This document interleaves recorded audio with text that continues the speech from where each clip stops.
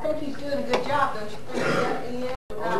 But you don't want him to antagonize the guy anymore, because he really doesn't know. He really probably does have a gun in the car. Okay, go ahead. Okay, well, since he's not cooperating with me, yeah, what are you going to do next? And I'm trying to let him know that we're wanting to search the vehicle, and since he's setting off, giving me all these clues and everything, then I'm gonna go into a defensive mode and try to put it as a felony stop. So what I want to do is try to get him under subdue and put him in the back of my car so I can get a backup here so we can search the vehicle. Okay. But then he's got it. He's got you. Talking's over with. Talking's over with. Since he's not going to cooperate, then I'm not going to just let him go. But like I said, if I already have a bolo saying that a vehicle like this probably has drugs, and then I have probable cause to pull him over and. So even though Dogs on the way. Huh? Dogs on the way. No. K9 acting. Okay.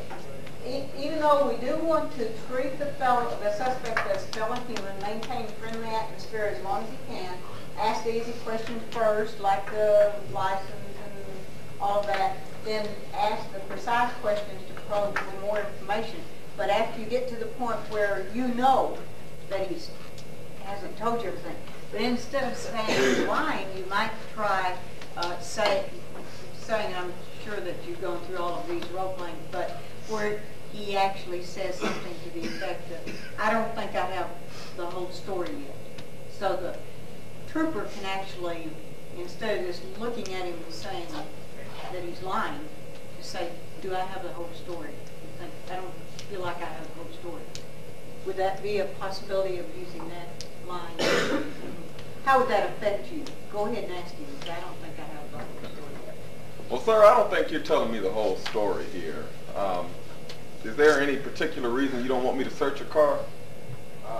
Yeah, I got my wife's birthday present in there. Okay, well, I messed it up. Well, I won't let your wife know that you got her birthday present, sir. I promise. Like I say, all I really like to do is search the vehicle and go ahead and clear it. As soon as I can get started, you can be on your way. And I know that I'm inconveniencing you right now, and I really don't want to do that. So, like I said, all you have to do is sign here. If you have nothing to hide, then that's fine.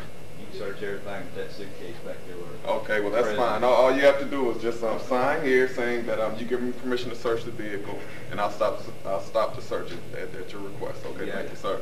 Do you mind if I have you sit in the back of my car just for your protection? No problem. Okay. I'll sit right back here. Okay, hey, you did it. You did good. There are a lot of elements. Okay.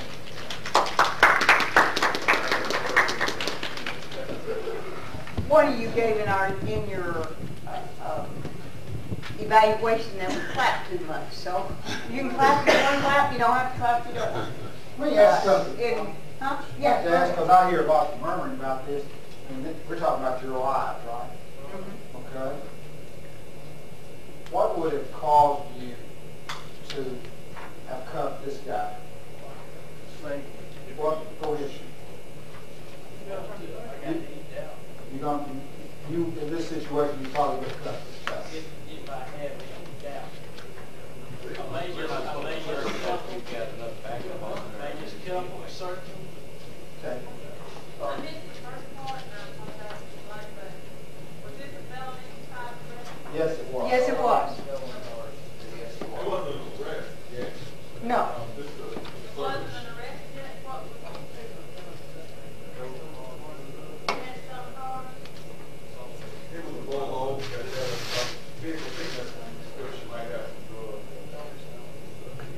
So how did you handcuff him back in the car? Right, that's all. We'll put Put him him in in the back of your car and handcuff him? He's under arrest. He's under arrest. So, And you can't unarrest him. and once you've got him arrested, you got to take him, right? So, let me ask you, since we're talking about something going to happen 10 days from now on a regular basis, what would you have done?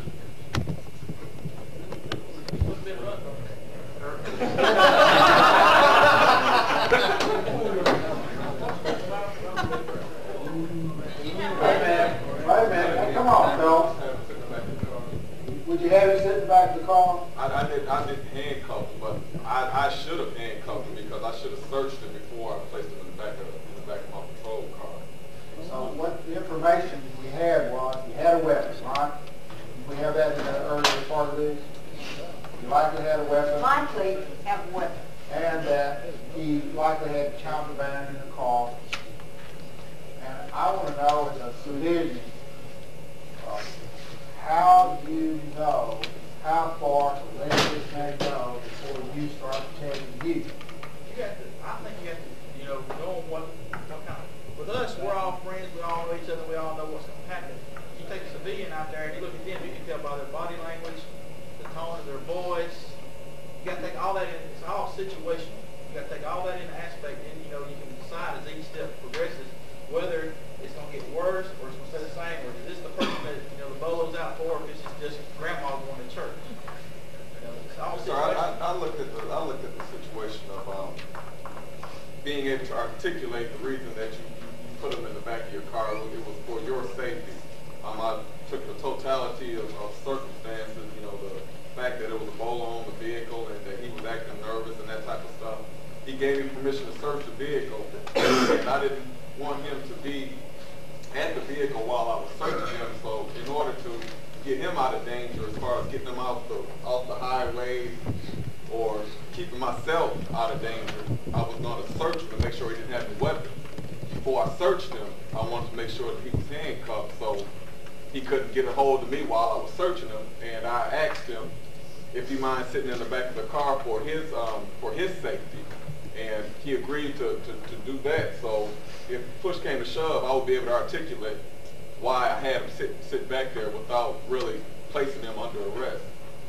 I guess what I heard Corporal Stern say was that once you put him in the car with handcuffs on, you have arrested. What if you were letting him outside the car? What if you, that's a good question. What if you just handcuffed him and asked him to stand beside the car? There's The his. handcuffs on, he is not free to leave. He's not free to go. Okay, so once you cuffed him, you have effected an arrest. Is that what you're saying? Okay. So, Okay, man. I don't know what class it was that was given, but for some reason I remember hearing different. Like what you're saying, that's what we're Now, doing. if you stop someone and there's a bolo, stolen vehicle, I would go ahead and arrest them.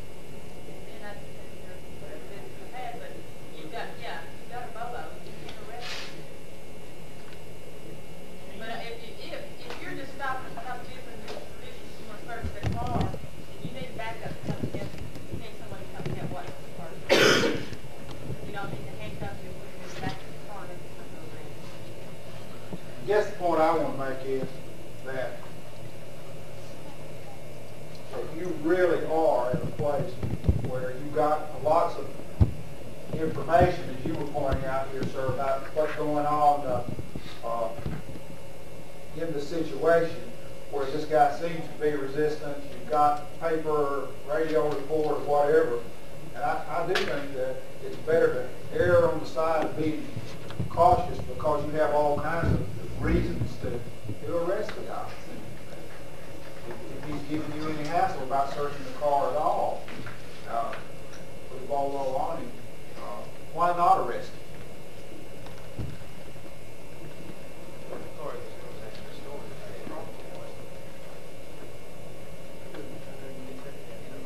So if when you ran it on the computer and then nothing came up on it, you had to let it go?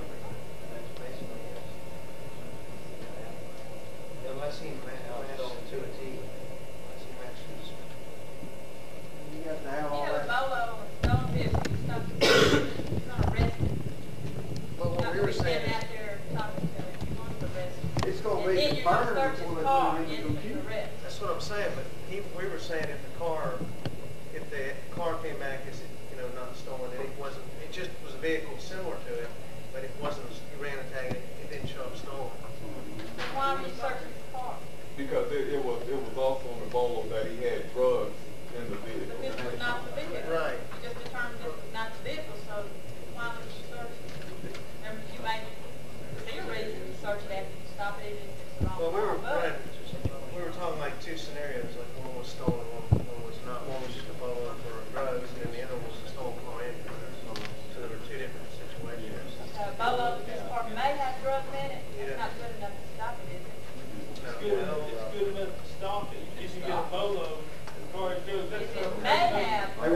time It's down. VC to stop it, but you still have to give permission to search the car, Yeah. getting to the search. That's your reason to stop it, but from there, then you're gonna have to go wherever you got, you're gonna have to get consent, you're gonna have to see. See, that's what I did. I got consent, but what I was looking at was I guess the golden rule of searching when they say handcuff first before you search them. Anytime I'm gonna do a search. Now I wasn't really thinking about getting a backup. The only thing that I was thinking about really was getting the person, getting him out the roadway and putting him in the back of the car so he wouldn't get hurt or In our anything. policy, that we do not search cars for Yes, ma'am. ourselves. Yes, ma'am. That's in the policy. Well, What I hear you saying is, if you were talking to him, you're gonna search it, you need to wait and get some help before you start turning the back of this guy, put him in the car, right? yes, That's sir. the policy. And if it's a felony stop, and you're gonna arrest him, you're gonna search his car. I guess the point we're trying to make is, Ron, you make it. Well, we want to, which one is it? Take command from the start. Remember that you are in charge and you to be ready for all situations. And we did say that even though you're taking command, you're assuming cooperation and acting accordingly in the very beginning. And then what we were doing was just going through, it's what we have in the manual on page 4 under the competent interviewing, and that we were going through those. If you stop the guy, there's one scenario if he accepts or signs that you can search the car, and then another one if he doesn't want you to search the car. Then Ms. Sterling is saying, of course, that you have to have a backup. So those part of them are policy, and a lot of it is common sense too. The whole idea is you want to stay alive. Okay, we're going to break into smaller groups again to. What I'd like you to do is go back to the places you were right before we took a break, okay? And if you have any more questions, we can answer more easily in the smaller groups.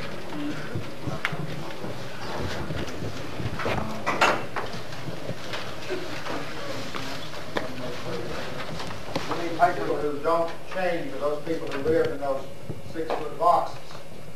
And the only situations that are not going to change for you are not to be alive.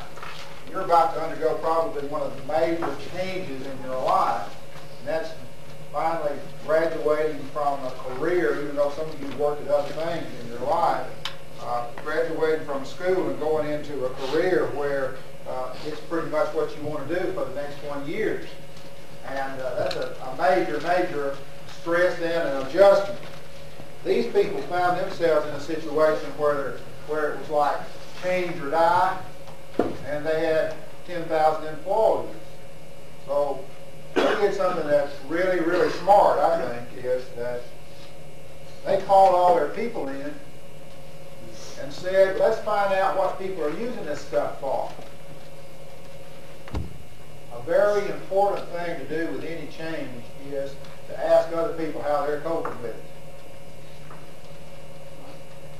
What are you going to do about living? Where are you going to? What kind of a house are you going to do? You going to buy a house, move, stay where you are? Tim and I are talking about finding a place in Scottsboro close by where you can go back and forth to Boaz. What are you going to do? Talk to each other, because it's really important that two people can come up with 20 ideas where one person may come up with one.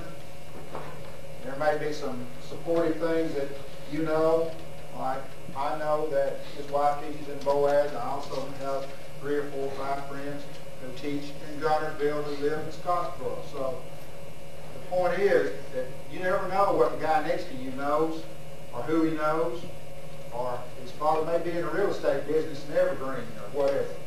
Or you may have a sister down there that's good looking as David. I mean, all those things are possibilities. So when you start thinking about change, it's really important to do what these people did. And that's get together everybody and say, what are the possibilities? Well, the possibilities are, what's some of the things you guys named that this company did? Deodorant, That carpet, refrigerator, deodorant, carpet and refrigerator, what else? toothpaste, Toothpaste, acid neutralizer, acid neutralizer, wash, Put in the refrigerator. put it in a refrigerator, bathtub, carpet pressure, fire extinguisher, Brush your teeth. cut crack, Brush your teeth. brush your teeth, upset stomach, litter box, clean out your plumbing. You know stuff works well in the plumbing. Pour it down the drain, and some oxidizer does away with grease. Whatever. It's good for ringworms and all that kind of stuff. What? Clothes, right? Dries up oil in your driveway. The point is, though, then they ask themselves, hey, have you been in a Walmart lately? Go in a Walmart and look at, man, if we can sell this for 33 or 45 cents a box, which is a small box sells about 40 cents in the grocery department, how can we figure out a way to sell 10 pounds of it? They turned it into laundry detergent. You look on that box and it says, just pick one of them up, it says 85% baking soda. All they've done is shovel that stuff into a bigger box. Okay? And they put a different title on it and they're selling it. The point is, think about countries around the world like Russia. Russia has no soap, no toothpaste, no shampoo, very limited body powders and all this kind of stuff. It's just, that stuff is just not there. Guess who is the #1 marketer of that kind of stuff? Arm & Hammer. Arm & Hammer are shipping the stuff by the boatloads to the Soviet Union because here's something you can use to wash turnip greens in, or brush your teeth in, or wash your car with, or make your carpet smell better, and it's cheap. Now, the point is that every new situation calls for us to begin to ask questions about how can I learn from the change I'm in rather than trying to resist it. How can I go with the flow and expand myself instead of saying, well, we ain't ever done that before. We ain't ever going to do that again. And you're in a situation where life is in a big flux and you're going out to do something exciting. But the point is, y'all, that if you have family and you're planning on moving them with you, the greatest adjustment for people like in the military is not for the husband. It's for the wife and kids, because the fact of the matter is, this is not so true for you, but it may be in the years ahead, the guy in the military, he leaves a job at Camp Shelby, Mississippi, and goes to Letterkenny Army Depot, and all he's changed his desk. He knows the rules and the regulations and the car and what the state wants and all this kind of stuff. But here's his family back here, and they got to find new schools, new houses, new doctors, new friends. This guy's still got the trooper buddies. They may be different guys, but they're still in the same boat. But the whole family's over here, and they're undergoing all of this stress because they're the ones who are having to really enter into this new community, and the guy's still doing whatever he was doing wherever he was before. So what I want you to think about as you leave this is that you need to sit down with your family and do it on now. What is it that we can do to facilitate the change that we're about to make that works for everybody, and where can we build the quickest, most solid support system? Now, my last 20 years of my life, as I told you, has been dealt primarily with dealing with families as they undergo all of the stresses there are around, particularly hospitals and police departments. What I found is that the guys know the job. I mean, you spent all these weeks doing it. That's what you prepared for, and you feel pretty confident. This is a pretty competent lunch. One of the things I like is that you're pretty good at the details. You got the colors right anyway. Everybody tried to make it a little bigger than it was, you know. Which is a typical male thing, by the way.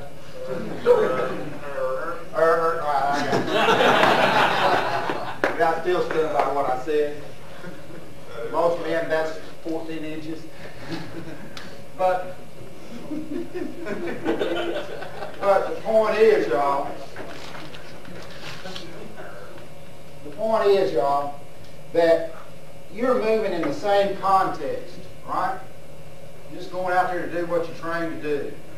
People you're going to take along with you, to them it's a major upheaval in their lives, especially if you have elementary school age children. Because they're leaving the kids they play with, they went to school with, they like. The kids that are most likely to have problems are those kids born out of one environment and placed in another environment, and people just expect that they're just going to fit right in there because it's all a bunch of kids. One of the things that you don't do anything else in order to facilitate that change is spend some time talking to your children about how they feel about what daddy's doing. Because daddy is going to be really, really excited about this, but chances are the kid's going to pick up on your excitement, but they're going to leave Jane, who they've known since kindergarten, and they're going to leave their buddies, and a lot of them are going to leave grandparents. If you're leaving your home area and going somewhere new, it's a traumatic thing not to have Granny up the road. And the children have all kinds of feelings about that. And they don't just automatically adjust. Just like you, conversations and communications are the way people are created and the way they grow. The way they're created and the way they grow. If you look even in the Bible says God spoke and it was. When you look in the New Testament, it says, and the Word was, and the Word became, and the Word was flesh. Let me tell you, there's nothing as empowering or creative as a decent conversation. It's the way the universe started, and it's the way you change, and it's the best thing you can do for all of those people in your constellation of influence, particularly those closest in that constellation, your family, to be able to adjust in this new environment. If just like you thought about these details, and just like y'all have had hammered into you week after week after week after week details, let me tell you, you need to go home and sit down with those people you're carrying with you, or those people you are leaving, you're moving away, and go through the details. This is what I'm going to be doing. This is the way it looks. This is what I'm feeling about it. And connect with those people, because they haven't been down here. I mean, they've heard about it, but they've got some anxieties about what this means. Are you going to get shot now that you've gone out there?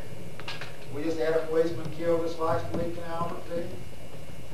Somebody just walked up to the door, rang the doorbell, and 3 of them shot him through the door because he was going to testify against him in a case. You think every wife, every girlfriend, and every child in Alabama who's got a parent that's a cop doesn't understand that's what happened to this guy?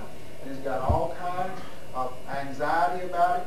The most anxiety relieving thing you can do is to sit down and say, well, what do you think about this?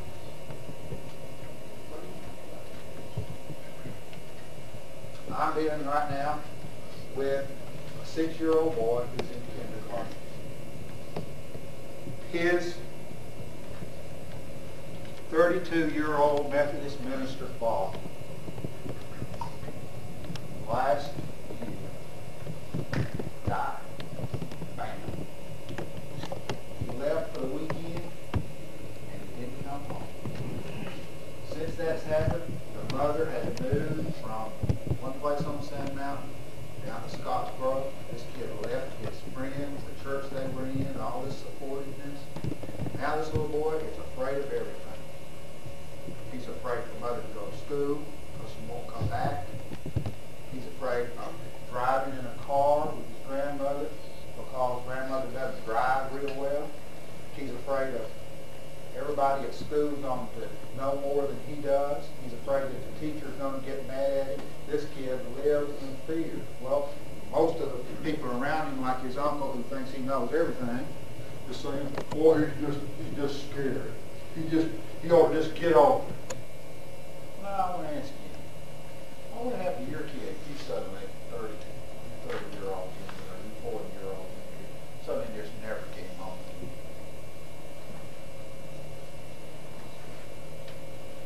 Thank God, this mother, who's got her own, she's got 2 kids. This little boy and her little sister has never, ever seen her dad. Because when her dad died, the mother was 3 weeks pregnant. Now she's got this year-old baby, no husband, and this one kid who's scared of everything, and another kid who will never know their father. And the changes in her life are so momentous because she's got a new house, a new job, a new place. That this little boy needs a lot of attention for somebody just to say, well, Jack, what's going on in your life? How are you feeling? And that kind of change, y'all, it doesn't make any difference whether it's your dad dying or somebody getting pulled out of school. People grieve over loss. And you can anticipate the grief over these kinds of losses. And the thing to do is to be there with them and keep reassuring, because they're going to have to go out there in a strange situation where they don't know the guy they're going to ride with in the car, and they've never met him. Here they've got 30 new kids they've never seen before. And they got a new teacher they've never seen before. And Granny, who used to live 4 blocks away, is now 300 miles up in North Alabama. So what I'm saying to you is that don't forget that change can be managed only if you're willing to deal with it. But if you just sort of slough it off and say, hey, it's not even really a big deal, you're forgetting about how it's impacting all these other people in the stream. That makes sense? There's a lot of people in the stream. It's not just you. Those are the people who are looking to be supportive of you, but they can if you don't stop at that end. And what we want to talk about is, for a few minutes, setting some goals for yourself and your family as you enter into this new career. What is it you want out of this career, Mom? Thank you, John. Setting goals, there are long range, short range, tangible, intangible goals. The goals are in the areas we discussed this morning in your career, of course, and you've been setting some of those goals and you've achieved some of those goals. And then in your family life, I know probably you're going to be staying in Scottsboro a while. You're already in Huntsville, so there won't be some major changes in you, but many of you are having some major changes. So you're going to have to set new family goals. We want to have you to do what we call a treasure map of your goals, and so that you can think about those long-range, short-range, tangible, intangible goals. In your family life, your career, what do you want more out of your career? How can you further it even more? What's the next step after this? Is just getting acclimated to your new post and your new area? And how many of you will have new areas, that you'll be going to posts that are actually new areas? So that leaves a very few that are actually going back to familiar territory. So they may need some extra support from some of you who are going back to familiar territory. Now, in setting those goals, I had you to take out a little tiny card today and put on just your name and date and choose one goal. I would like for you to think in terms of some more long-range, short-range, tangible, and intangible goals. What I'm going to do now is I'd like to have each one of you to take one of these, and we're going to have you to put something you would really like to have. I mean, what are you doing this for? I remember the story there in the Ozarks in Arkansas where I came from. They came up to this guy who was rocking on in a chair there on a cabin in the mountain and said, we'd like to have you to come in special kind of training. And he said, what would that be for? So you can earn more money. What would I do with more money? And he went through the whole scenario. Well, if you have more money, then you could do more things that you want to do in life. You could mention a car and a house and a lot of things. Well, that wasn't what his motivation was. Then he said, after I got more money and I did things like that, what would I finally do? He said, well, you could retire to wherever you want to go. And he said, he just rocked on his little rocking chair and he said, I am where I want to go. And so he didn't do that. But you may desire a car or a house. What are you working for in addition to your career? This other life that John said that you must have. Is it in your social, your family? You might want to be free to take your children. How many of you have children at home? Let's see some of you that have children. Maybe even, how many of you would like to have children? Maybe more family. Well, I want you to put down, maybe you'd like to take your children to, in 1996, to the Olympics in Atlanta. That plan now to save the funds, to be able to maybe make a reservation in one of the hotels or somewhere, or maybe from wherever you're going to be, you could drive back and forth. That might be something you'd like to take them, have them experience to be in the Olympics. I know my nephew's going, we got a letter from him, and he said he's been chosen his soccer team to go to the Winter Olympics, and he said, could I have done that? But anyway, so, you have to plan ahead. Our grandson said yesterday that they were going to New York this summer to see, they've never been there, to see the Empire State Building, go through Washington, Lincoln Memorial, and all of those things. And by the way, we were over in London this week, last weekend, and saw Abraham Lincoln, and the chair was there, but he was standing up. It looked so strange to see something, and any of you that go into any other country can see all kinds of different things. Maybe you'd like to do that. For me, it's continuing to work on, so I do a better job in seminars, because I know that I really do like teaching people, and I have a lot to learn. I'm not there yet, but I really do want to learn to do better. So if I was going to put out my treasure map, I might have me standing in front of a group of 100,000, and they're all mesmerized. That'd be wonderful. So it may be a new car. It may be like the girl that was following him in the red Camaro. That must have been one of her goals. She zipped by that stop sign in the red Camaro. That might be one of your treasure chests. So whatever it is, I would like to have, like you three, to bring your chairs, it's going to be a little bit of trouble. Let's see how we can do it. Let's just have you three turn around and face that group. And you three turn around and face that group. And John, if you would please help me pass out these to everyone. And then we'll have, here, make sure you have one there more. And then this group will turn around and face this group. And this group will turn around and face this group. And then we'll turn around and face this group. Okay, that's going.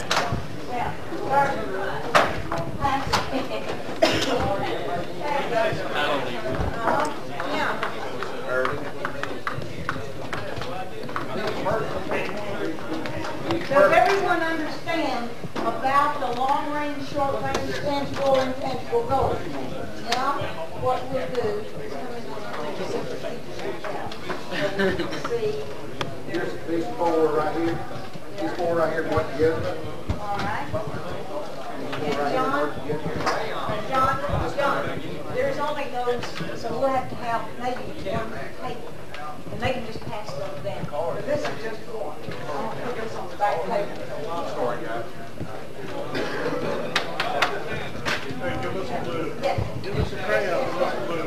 All right. Well, we want you to go back in your childhood and draw with crayons on your treasure chest. So pick out some crayons. And you have your treasure map yet? Your treasure map, did it come out? Move some of these cardboards down this way. Okay. Everyone have a cardboard? Is there, oh, there's not. Okay. You need another. Oh, there. We need another color. We need crayons. Pass it down. Hey, no, I don't. Send one shoulder to yellow Is page. it right, Howard? There's nothing else. Oh, they can get around this direction.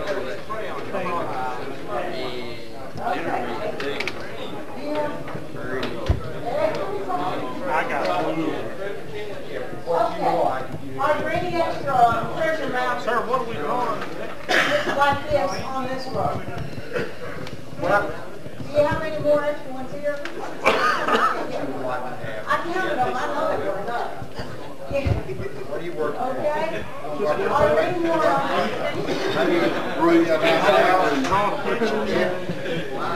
What would be your treasure you're going to get by working for the state of Alabama for the next 10 years? We need a crayon. We got boxes back there. Draw it, write it down. Can I have your attention, please?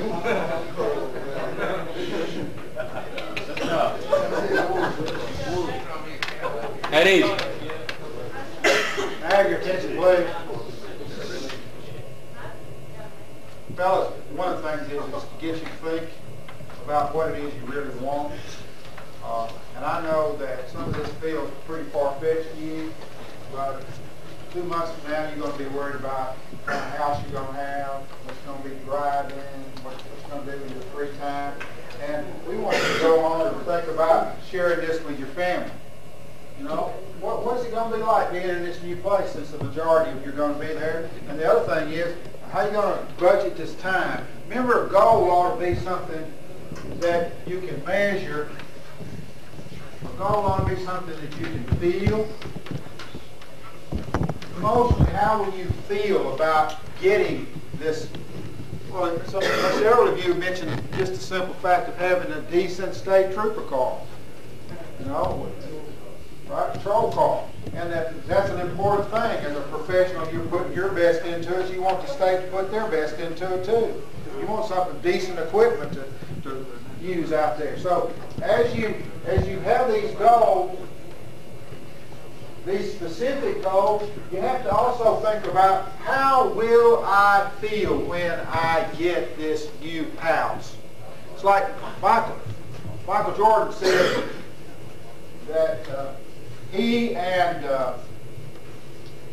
Larry Bird both had this technique, and they said that they would see themselves shooting this shot, then they'd feel how it would feel to beat the Lakers back in those days with that shot. How would it be to really get what it is I want? And it's real possible out there to know that. Because we're now moving in that area. We're getting to the place where life is going to come together for you in a way that it hadn't before. And now, what do you see? How do you see yourself? How do you see yourself in this new town? How do you see the way you're going to relate to each other, to the community?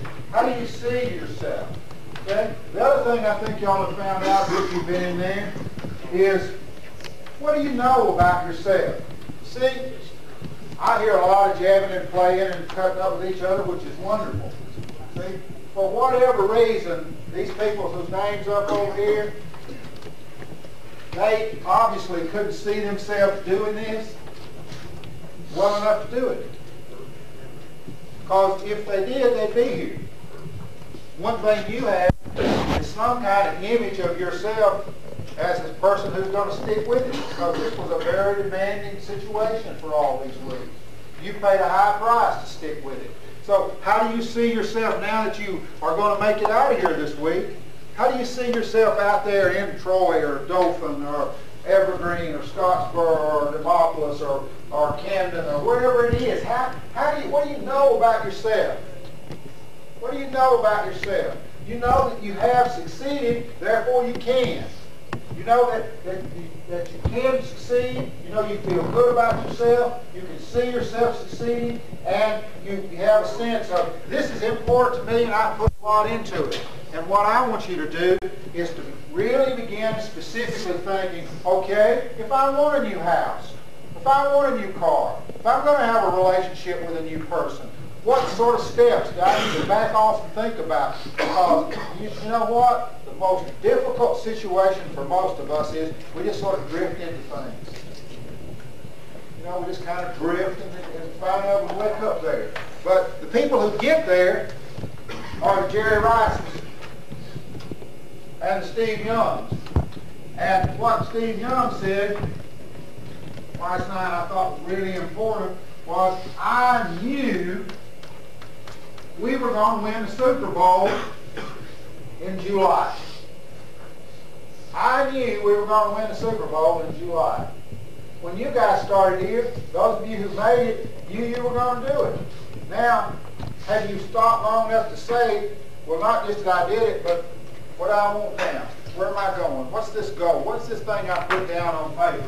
And is it specific? Is it measurable? Can I attain it? Can I feel good about getting there? Is it realistic? And this is a very important part of it that Bonnie put up here. Okay? What am I going to do today that will get me on that step? What am I going to do today that will get me on that step? I have a friend who decided that he wanted a houseboat. He lives on a teacher's salary in Scottsboro. He decided he was going to buy him a houseboat. Teachers in Scottsboro are making somewhere, this guy's making in the 20s. So what he's done is, he's decided that they're only going to eat out anywhere once a week. One time a week is the only time they're going to eat out. And they're going to figure out what they spent at McDonald's and Burger King and all those other places for the last year. And they're going to put aside that money that they spent, because they were eating out a whole lot, into a bank account, and they were going to save it up. And at the end of every month, they were going to decide how far along they were on this houseboat and how bad their family wanted it. Well, he got the kids involved because he got them to go on a houseboat demonstration for free. And each one of these kids now so excited about taking a trip that every week the family gets together and talks about how much money they've got. They've been at this 4 months, and they've already, this family that's making four people in this family, he works and runs the thing, they've already saved $500 now. That doesn't sound like a whole lot of money, but in 4 months, last year they didn't save anything. They said they couldn't save anything, but because they've got a specific goal and they're doing it every week and they're measuring it every week and they see what it is, he said to me, John, I believe that if I keep buying a new one after a year, that within 2 years, I can at least make enough down payment on it that I can keep the payments up. Because he's got some kind of plan to do this with. If you go out there, fellas, think about what kind of plan you're going to have that house in a couple of years in this new town you're living in, or the car, or the boat, or whatever it is you want. And don't just sit around and say, well, I just see what I can do. Because if you do, you'll do like I did so many years of my life. Was I kept thinking, next year I'm going to do it. Next year I'm going to do it. Now here I am 55, and I didn't have a plan until last year, and it's amazing. I've done more in the last year without half the income I had 3 years ago than I did in the past 4 years when I had an income. Simply because I intend to do something about getting something that I want real bad in a different house. So think about what it is. Make it specific, measurable, attainable, realistic, and keep checking it off. Put you a box up there and say, this is how I've got there. And if you want to meet a woman Or a man. Then sit around and think about, well, where am I going to go to do that? And where am I going to go to do that? How am I going to have it? How's that going to happen? You were going to say. Well, in the time-oriented, when we're thinking about something that's time-oriented, if you do exactly what he said, break it down into small daily tasks that'll work for you like that.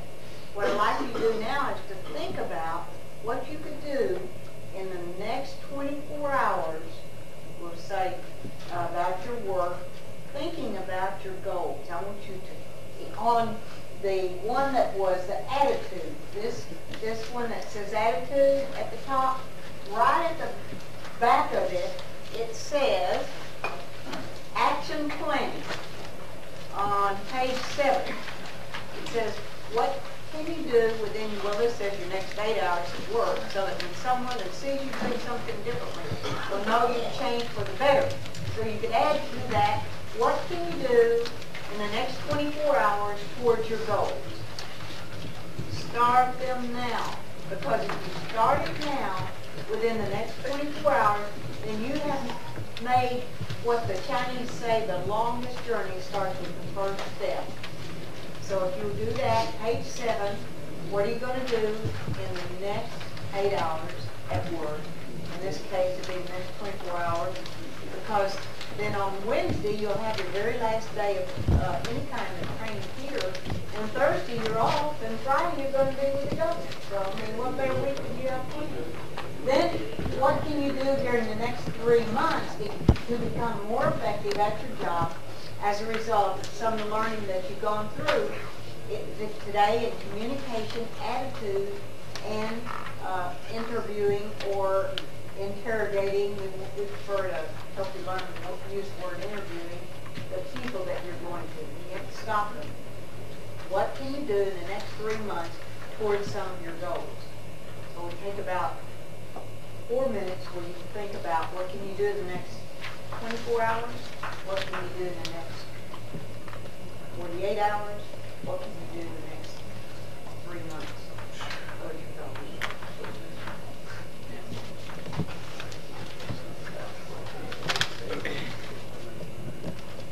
Well, if you want to meet, Ride than it is to try to just kind of keep it inside yourself. And one of my friends has a little card on the dash of his car with a very specific goal on it he's working on. He has a real severe weight problem, diabetes, and he says, I want to be alive in 2000. In order to do that, I've got to. It's very specific, it's very important that he does this, and he's got it right there in front of him, so when he wants to last out on all the sugar he's been eating all these years, you know, he's got something to look at and say, man, maybe I don't need this after all. So I think anything that you can do to make it real visible for yourself is important. We're going to leave, we'll let y'all go early today, but one of the things is that we want to talk to you about is about what kind of decisions are you making? What kind of decisions are you making? And are you committed to living up to your decisions? There is a very interesting story I just read about a guy whose name was Mohammed. You know that they've been having all these terrible earthquakes all around the world. And this earthquake took place about 3 years ago in Algeria. And in this earthquake, city blocks like in Japan came tumbling down on people's houses. And this fella had a 7-year-old son who just was in this elementary school. And the school where his son was in class collapsed on himself. It was a 3 or 4 story building, and it just collapsed down on itself. When he got there, there was no building at all. He remembered that morning where he left his little boy as he watched him walk into this building. And he went running to the school after the quaking started, and there was his building all crushed flat. And he started looking for the little boy, and he started looking for other children. And they pulled out a few kids, but pretty soon they weren't finding anybody else alive. But he remembered that he had promised his child, he had said to his child, you can always count on me to be there. You can always count on me to be there. And as he began to dig, the fire department came and said there's nobody left alive here after about 24 hours. And the guy said, I promise that if there's any chance in the world, I'm going to be here. The police department came and said, you have to leave here. He said, I'm a very important political official, and I'm not leaving. You have to arrest me. I'm going to do it. 48 hours came, and the people from the government came and said, you have got to leave here, Mohammed. He said, if not me, who? If not me, who? After this guy had dug by himself because everybody else had given up, He'd been out there 52 straight hours without any kind of rest at all, just drinking a little water and leaning back against whatever was available. 52 hours this guy had dug with his hands, whatever else. Everybody else had walked off and left him. He moved some concrete, and down at the bottom of this, he heard this voice say, Dad, in Arabic, Dad, Dad. And you look down into this hole, here's this little kid, and 15 other little kids huddled against the side of a concrete pillar that had fallen over and kept the debris off of it. And after 54 and a half hours of one guy digging in a pile of rubble by himself, he pulls 15 children out of the dirt. Somebody interviewed him and said, why did you do that? How could you stay at that all that long without any kind of rest? How could you have kept it up? He said, I promised. And if I didn't, there was nobody. Men, let me tell you, you promised and you stuck with it. And if you don't do it, in lots of cases, there's not anybody. The whole business of justice in Alabama, regardless of what they do, is unknown. I have a lot more faith in that guy riding around in that car. Because I have been all over this state. And I know that this organization is the most respected law enforcement organization in this state. If not you, who? Because the rest of them didn't make it. Keep your promise. Have some goals to take care of yourself. Learn to listen. Pay attention to the details. Don't be ashamed or afraid to support each other because there's nobody else that understands it like you do. This is not a competition. You're the team. Y'all compete with each other. But when you start the game, you're the team. I thank you for your attention. Somebody wants to give me some certificates for being here. I hope that you have a good life with this. I'm looking forward to having people like him in my neighborhood. I wish there were all of you happiness and success, and I thank you for listening to me today. Thank you very much.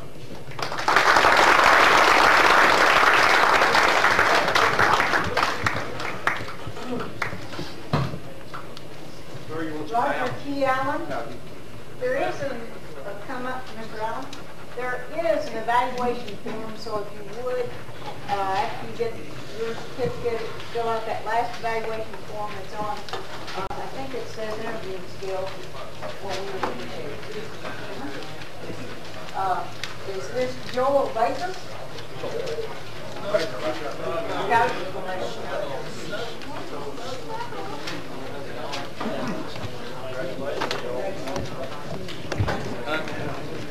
Clayton Barnes? Looks a lot bigger. Clayton, is that Bowman? Box.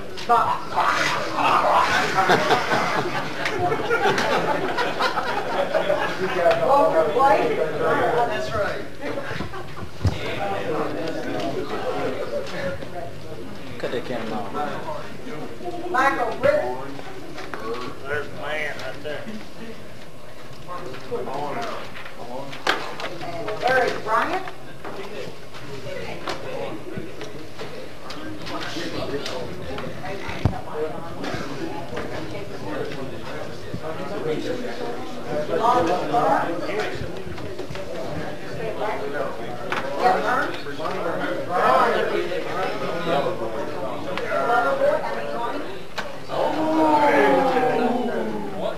Robert Burr?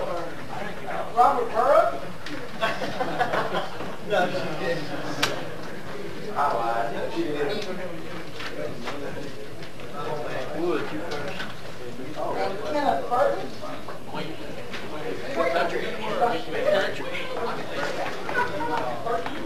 Mr. Burton?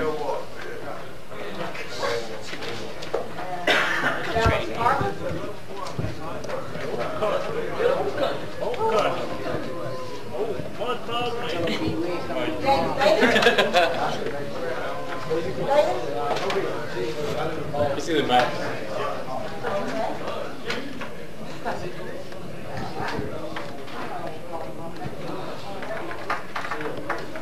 James Dean? Joe Duncan? Kenneth Bass?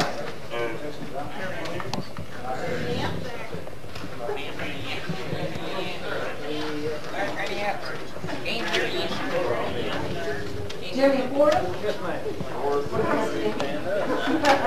Congratulations. Robo. And Chris Ford? Lawrence Scott? And Gary Hicks? Johnny Phillips? William Hines? Matthew Loder?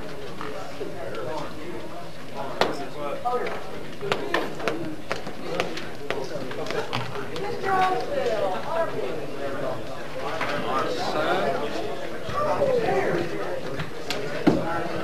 Bobby Hollis? Hey, y'all hold it down so she can call out there.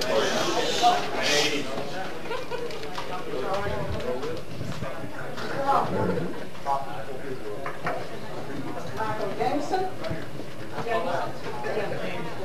James Johnson? Same job, Mr. Blake. David Love. Clayton Martin?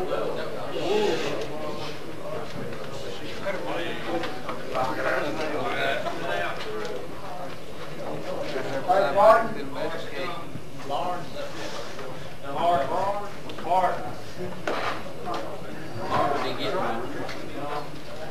Michael. David McGowan? Walter Mendenhall? Wally?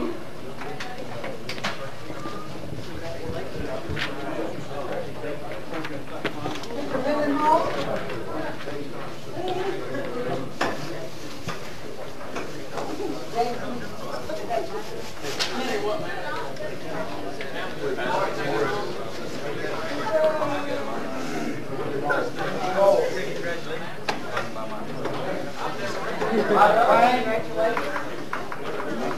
James Porter?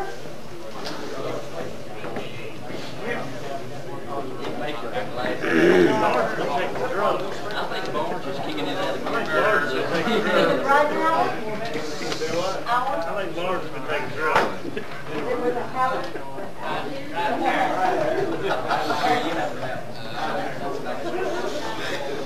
Cal Rush? Pretty much, yeah. I ain't really much. Harold Ruskin? You'll pay us. Brendan Scott?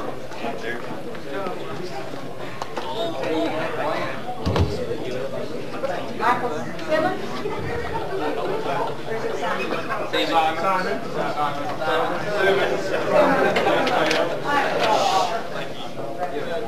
Gary Sims?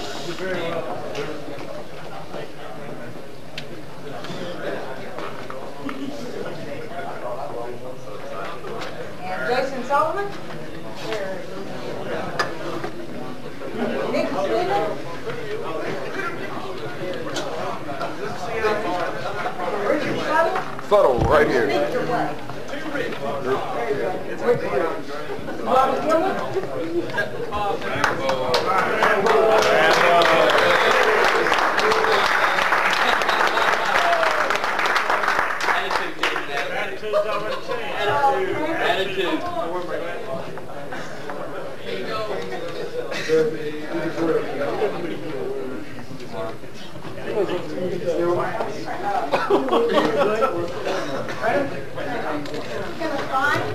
Oh, don't drop that.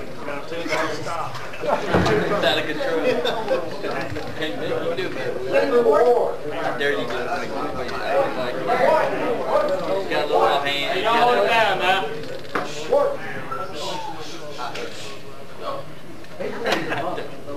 Okay. Jerry Whitaker?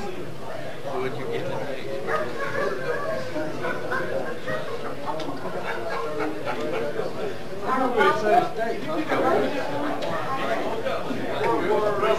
Charles Whitmore?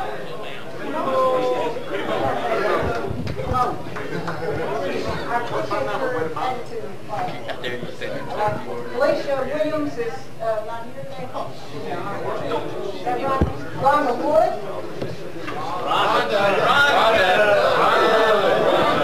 Hey, can we spell it right? R-O-N-D? Okay, Rhonda.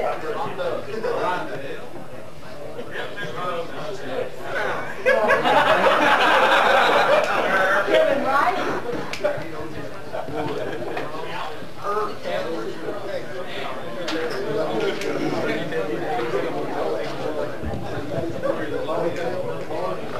Now,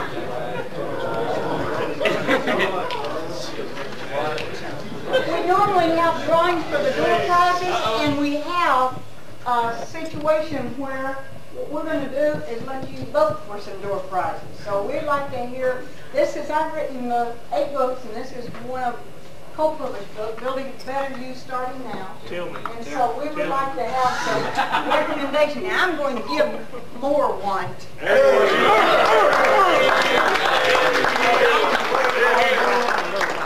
I'll autograph it for you before you leave. And let's hear some nominations. Congratulations.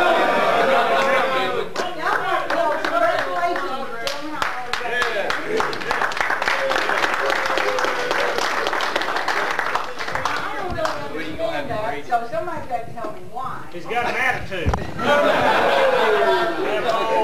have another help. Come over and you've been training for Herman, it's not a Navy SEAL.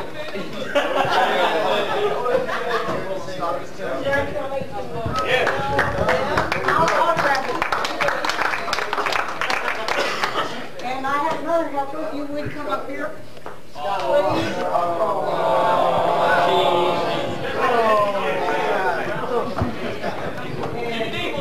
Thank you, ma'am. And I'll autograph it.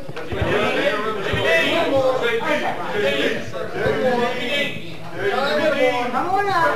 Make it back.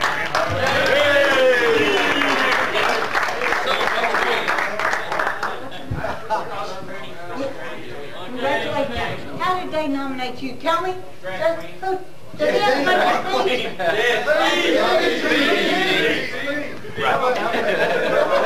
Okay. So we got a nomination for Corporal Sterling.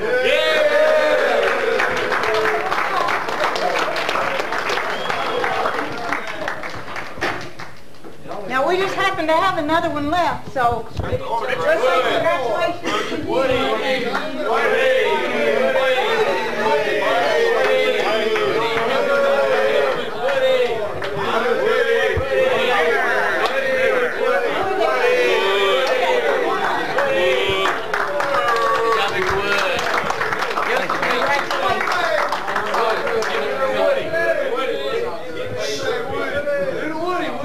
Give her the Woody buddy. Woody.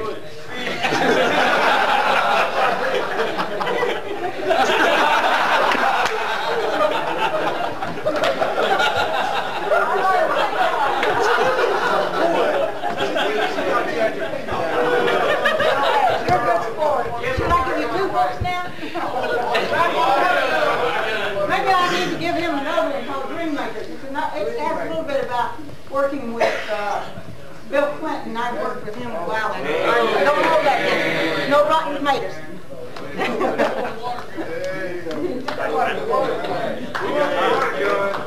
That's called the Dream Makers.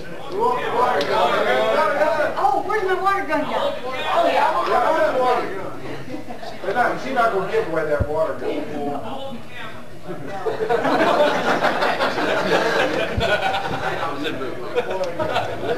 We have really enjoyed being with you, and we look forward to having a very organized, on the line, great stake with all the criminals gone. There's no more speeders going to be in this state. Okay,